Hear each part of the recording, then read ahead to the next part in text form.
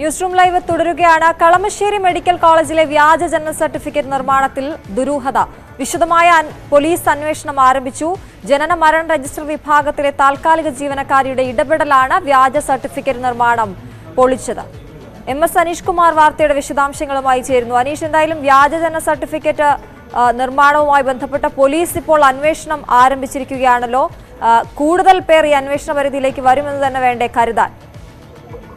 ഇക്കാര്യവുമായി ബന്ധപ്പെട്ട പോലീസ് സമഗ്രമായ അന്വേഷണം നടത്തുന്നു എന്നാണ് നമുക്ക് മനസ്സിലാക്കാൻ കഴിഞ്ഞത്. ഇന്നലെ തന്നെ പോലീസ് ഇതുമായി ബന്ധപ്പെട്ട ക്രിമിനൽ കേസ് രജിസ്റ്റർ ചെയ്തിരുന്നു. ഒരു ആശുപത്രി ജീവനക്കാരനായ അനിൽകുമാറിനെ സസ്പെൻഡ് ചെയ്യുകയും ചെയ്തു. ഇയാളെ വൈകാതെ പോലീസ് ചോദ്യം ചെയ്യുമെന്നാണ് നമുക്ക് മനസ്സിലാക്കാൻ സാധിക്കുന്നത്. കാരണം എന്ത് കാര്യത്തിന് വേണ്ടിയാണ് ഇത്തരത്തിലൊരു വ്യാജ സർട്ടിഫിക്കറ്റ് ഉണ്ടാക്കാൻ ശ്രമിച്ചത്? ഒരുപക്ഷെ ഈ കുട്ടികളെ തട്ടിക്കൊണ്ട് എവിടുന്നെങ്കിലും വന്ന ശേഷം അതിന് നിയമസാധ്യത ഉണ്ടാക്കുന്നതിനായാണ് ശ്രമം നടത്തിയത്.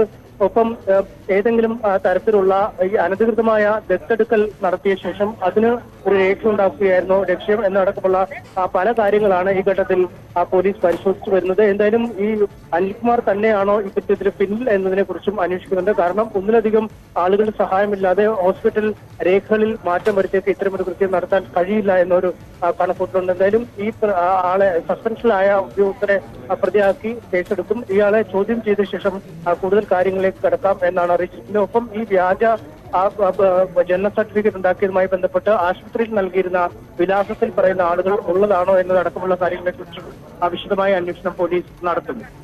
ശരി, MS അനീഷ് കുമാറാണ് വിവരങ്ങൾ നൽകി. എന്തായാലും വ്യാജ ജനന സർട്ടിഫിക്കറ്റ് നിർമ്മാണവുമായി ബന്ധപ്പെട്ട പോലീസ് അന്വേഷണം വ്യാപിപ്പിച്ചിരിക്കുകയാണ്. കൂടുതൽ അന്വേഷണം നടക്കുകയാണ്.